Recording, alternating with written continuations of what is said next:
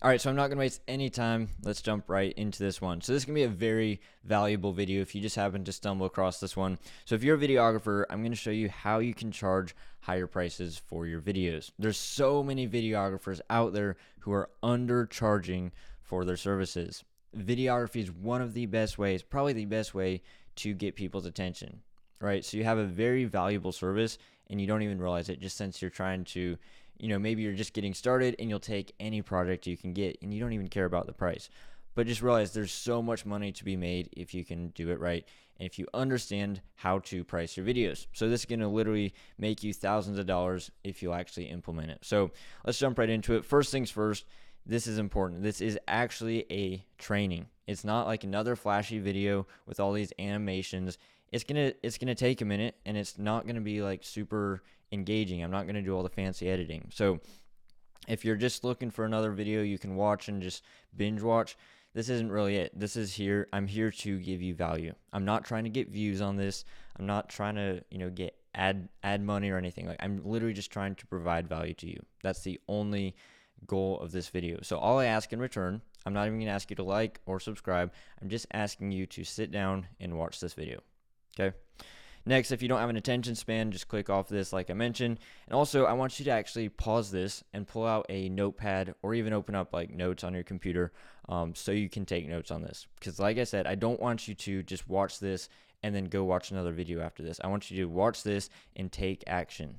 Otherwise, you will not be able to charge any higher prices because you won't actually implement it. So I want you to take notes and also take action. Otherwise, you will not see results. Got it?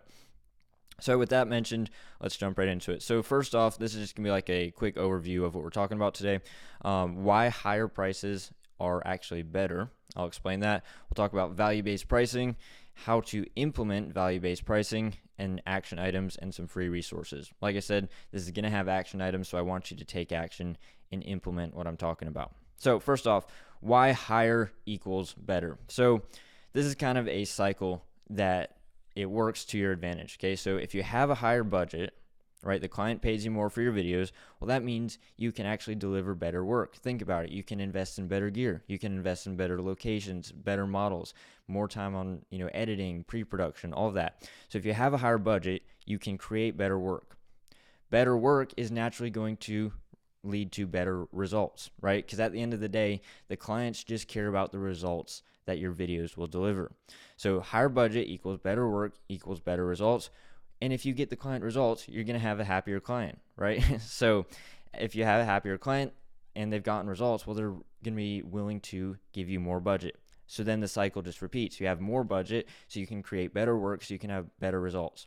So the people who say, oh, I'm just going to shoot for free till I build up a portfolio, this is how you build a portfolio. It's when you can spend thousands of dollars invested into a project so you can build up this insane portfolio. Because if you're trying to build up a portfolio working for free, you're not able to invest money into making these insane projects.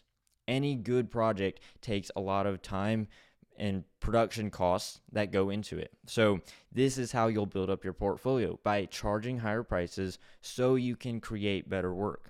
This is going to pay for your gear. This is going to pay for the models. Like, it's going to pay for all of that, and you're going to get better work out of it, which builds you a better portfolio. Okay. So I want to like really get rid of this mindset of like work for free until I build up a portfolio. No. Okay. This is how you'll do it. Clients will pay you to build up your portfolio.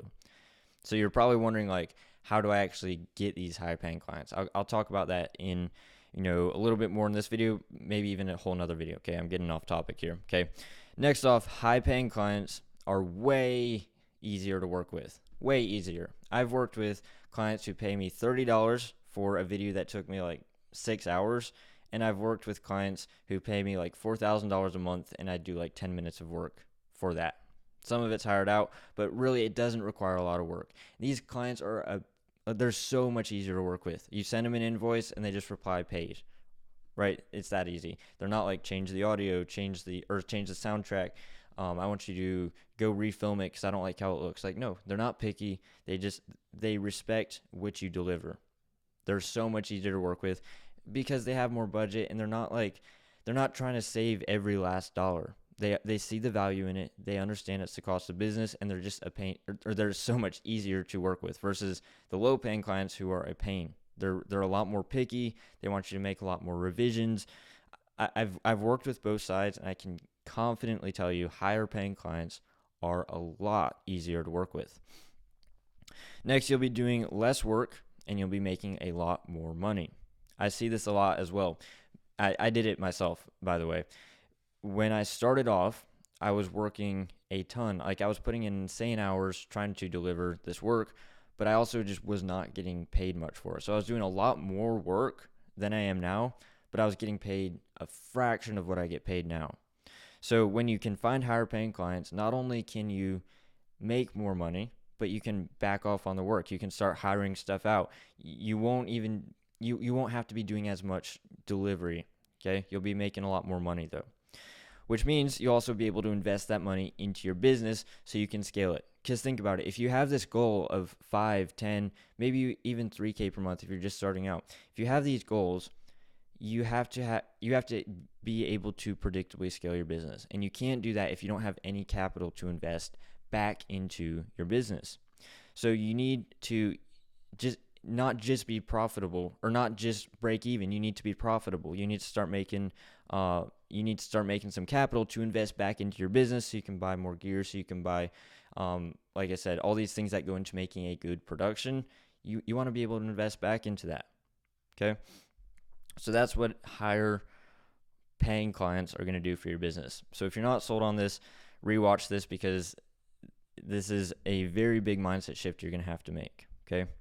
So value-based pricing explained. So basically value-based pricing means you're getting paid for the value or the results that you deliver and not the hours that you put into the project. Just think about it. Why would you want to get punished for working faster?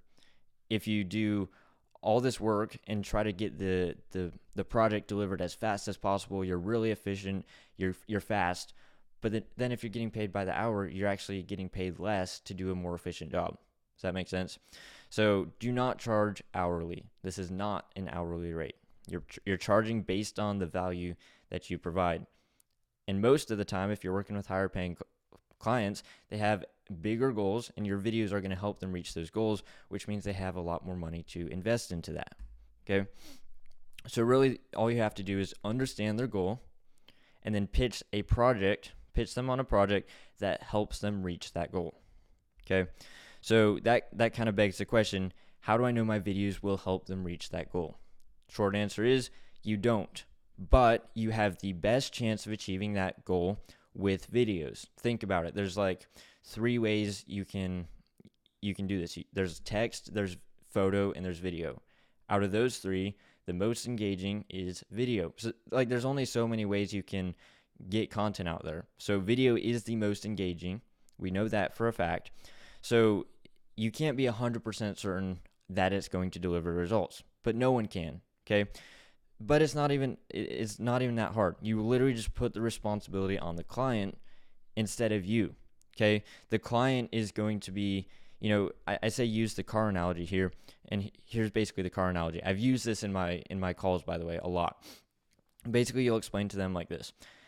Let's say you have a Bugatti and a Nissan who are going to race, right? You put a 2-year-old in the Bugatti and you put a F1 racer in the crappy Nissan, okay? Well, who do you think is going to win? Well, it's probably actually going to be the F1 driver in the crappy Nissan. So it's really not about the car that you drive, it's about the driver. And that's exactly how videos work. You could create the best video, you could have a Bugatti of a video, but let's say they have a bad product or bad service or bad marketing. Well, then it's not going to perform. So you really put the responsibility back on them. You should not be taking all the responsibility for your videos. And that's where a lot of videographers mess up. So really put that on them. A lot of it comes down to your ability to convince them that, look, you have the best chances of achieving your goal with video. This is the best way to do it, but there's going to be, some responsibility on them. So that means you have to be firm on this, and you cannot work on a results basis. I've had this happen so many times. I'll get on the phone with someone. They want to do a project and they'll say, yeah, we'll start off with a small budget, and then if the video performs well, we'll pay you more. Do not do that. Okay, the reason behind that is because, like I said, you might have the best video out there, but if they have a bad service or a bad product or bad marketing, something on them, well, then it might not get results. So you want to be paid based on the value you bring. And that's not a results basis. Does that make sense? So how do you figure out their goal? First off, it's actually a pretty simple structure. So you've got the discovery call, the discovery phase to figure out everything about their current situation, including their goal. Next, you've got the strategy call, which is basically the discovery call. You're not going into that call to pitch them a service. You're just going into that call to understand their situation. After you understand their situation, you'll schedule a second call, the strategy call, where you'll actually pitch the project. And then the agreement call to actually just get that contract signed. So really the discovery call is where you're going to figure out their current situation. Like I said, you're not selling the project in this call, you're just understanding their situation. And once you do that, you'll have a clear goal. Then you can create a strategy that aligns with their goal. Is this making sense so far? So you can use my cheat sheet to figure out what project to put together based on their needs and their goals. Okay, so I sat down and put some time into this. Basically, let's say you get on the discovery call and they tell you, we have low website conversions. Well, in that case, you just pitch them a landing page video. If they have, a new product launch, well, you'd create a product launch video. Right? I made this cheat sheet, which should hopefully help out like a beginner. If you're more advanced, you should already know this stuff. Okay, so that's available for free. Next, how to implement value-based pricing in your business. So first, step one, you need to fix your mindset. A lot of it's mindset, and most videographers are limiting themselves to how much they can charge just from their mindset. So if you're not convinced that the video will help them achieve their goal, how will you convince the client? If you're not convinced, how will you convince the client? There's no way it's going to work out. So you have to be convinced yourself that this is actually going to help them. So you really have to fix your mindset. So I've created a video talking a lot more on mindset. You can go watch this. Go ahead and just open up another tab, set it aside, then you can watch it after this. I want you to actually take action, but you can keep watching this for now. Step 2, determine a minimum price. Okay, so you want to run through the production costs before you talk to your clients so that you already have a minimum price that you do not go under. Okay, so the worst thing that could happen is you get into a sales call and you don't know what your prices are, so you basically work for pennies. That's happened to me before, and that's why I stayed broke for a while.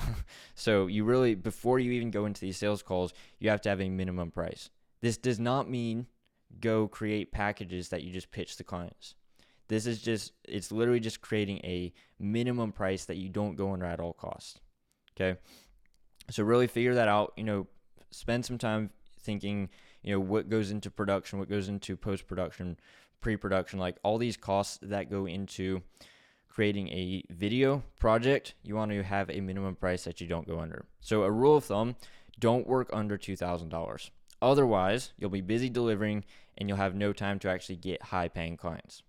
Because that's a trap I fell for a while. I was always so busy delivering these low-paying projects that I had no time to invest into getting higher paying clients. And like I said, the higher paying clients pay you more, but there's a lot less delivery. Like the delivery for a $4,000 project was about the same for these $30 projects that I was working when I first started off. So seriously, trust me on this one. You really should not be working under 2K. All right. And stick to this. Do not fold. Be prepared to leave a project on the table. You want to hold your ground on this one. Otherwise, if you fold, you might take a project for $100 or $500 thinking, oh, $500 is the most I've ever charged. You really shouldn't be doing that.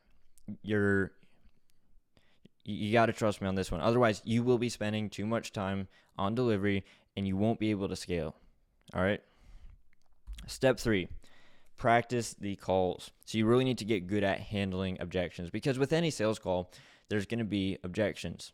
If there's not, then that's like 1 in a million. Usually there are 99% of the time. So really get good at handling objections. So there's some common objections. These are objections that I wrote down from real live sales calls. These aren't just, questions I Googled. These are literally, I took them, I listened to my recordings of real sales calls and I wrote these down. So these are common objections. We don't have a budget. You've probably heard that before.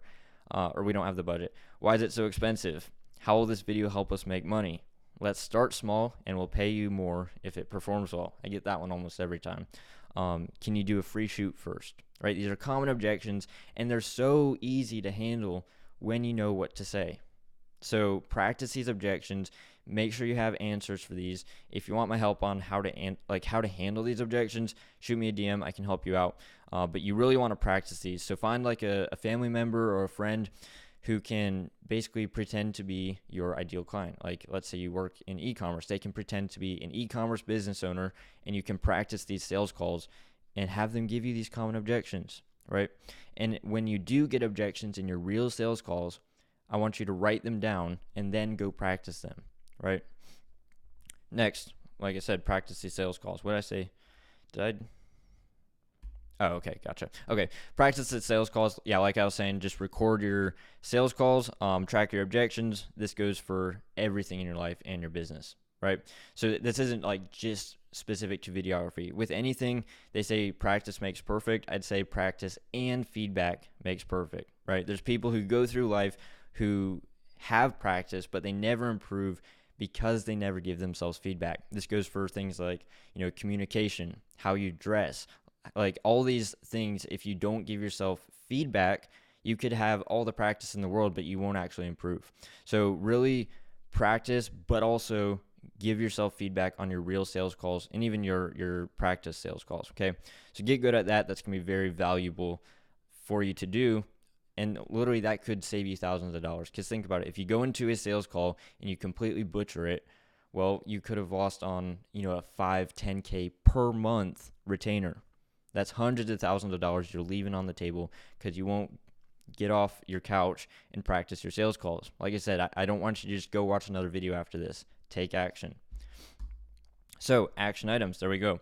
So first off, join the community to access my free resources and meet like-minded videographers. So I created this resource. It's not as active as I want it to be in the future, but I've just started this community to basically help out beginner videographers. I wish that there was a resource like this when I started, so it's completely free. I'm basically trying to give out, free resources, stuff like the cheat sheet or contract templates, stuff like that, basic things like that you can use for your video business. So that's free. And also you can meet like-minded videographers. I encourage networking.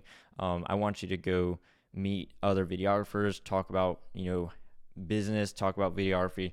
That'll be good for you. So join the community. Like I said, it's completely free. Watch the mindset upgrade call, basically how to charge higher prices for your videos. This one's more focused on mindset. Okay. And then determine your minimum price. Like I said, ideally it should be above $2,000. That's what I did when I started, and that was a very good decision. And thinking back on it, like I said, anything under $2,000 probably isn't worth your time. Lastly, practice the discovery calls. Find a family member, friend, or like I said, you can DM me and I'll help you out. And then like I mentioned, free resources are going to be like the content package cheat sheet. You got the discovery call scripts, one-on-one support for me if you need it. Like I said, that's in school, so you can shoot me a DM on there. And yeah, that's all located in the school community for free. So lastly, like I said, take action. I prefaced the video by saying this is a training video with action steps. I'm not trying to get views. I'm not trying to sell you anything. I'm trying to help you out because I wish these resources were there when I started out. I was just listening to podcasts that weren't really specific to exactly what I was doing. So having someone who's done what I'm trying to do, like if you're a videographer under 10K per month, these were the steps that I took to get past 10K per month, right? So take action, follow these steps, and I'll catch you next time. Peace.